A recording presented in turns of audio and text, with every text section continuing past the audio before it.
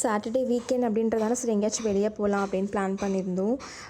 சென்னை எக்மோர் இருக்குல்ல, அங்கே மியூசியம் இருக்குது. ஸோ அங்கே தாங்க பிளான் பண்ணியிருக்கோம். ஸோ ஃபர்ஸ்ட் மியூசியம் ரீச் ஆனதுக்கப்புறமா ஏதாச்சும் சாப்பிட்டுட்டு உள்ளே போகலாம் அப்படின்னு சொல்லிட்டு மியூசியம் ஆப்போசிட்லேயே bread omelette, coffee, bonda, bajji அதெல்லாம் இருந்துச்சு. ஸோ செம்ம டேஸ்ட்டாக இருக்கும். அங்கே போனீங்கன்னா அங்கே ட்ரை பண்ணி பாருங்கள் எக்மோரில்.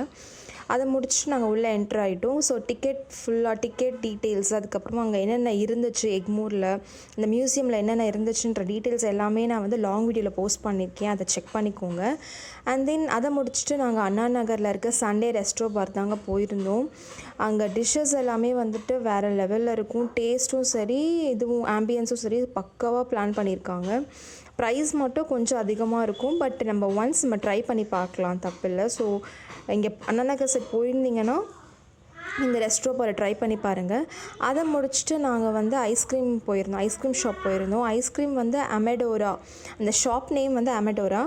அங்கே போய் இங்கே ட்ரை பண்ணி பாருங்கள். இந்த ஐஸ்கிரீமோட குவாலிட்டி ரொம்ப நல்லா இருந்துச்சு. அதுக்கு நான் வந்து ஸ்பெஷலாக பன்னில் ஐஸ்கிரீம் ஸ்டஃப் பண்ணி வாங்கியிருந்தேன். அது ரொம்பவே செம்ம சாஃப்டாக இருந்துச்சு, செம்ம ஸ்பாஞ்சியாக இருந்துச்சு.